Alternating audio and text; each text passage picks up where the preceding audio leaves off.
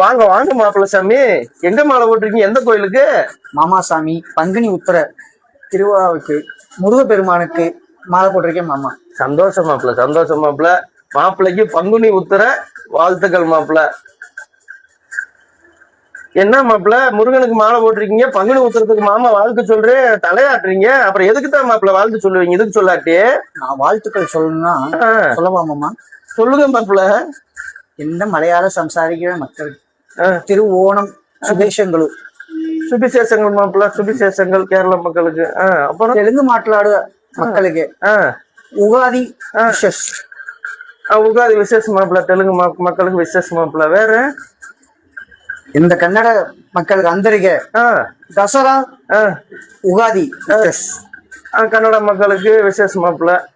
ஏன் மாப்பிள்ள நீங்க கேரளா, கர்நாடகா, ஆந்திரா 3 மக்களுக்கு வாழ்த்து சொன்னீங்க, மாமாவும் சேர்ந்து வாழ்த்து சொன்னேன்.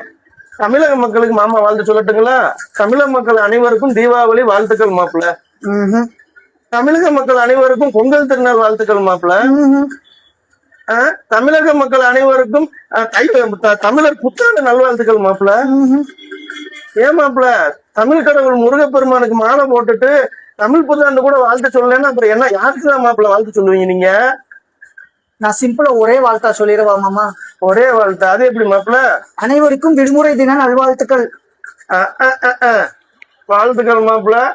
தமிழ் கடவுள் முருகன் பாத்துக்கிட்டு தான் இருக்காரு. தமிழர்களையும் காப்பாத்தட்டும், தமிழ்நாட்டையும் காப்பாத்தட்டும்.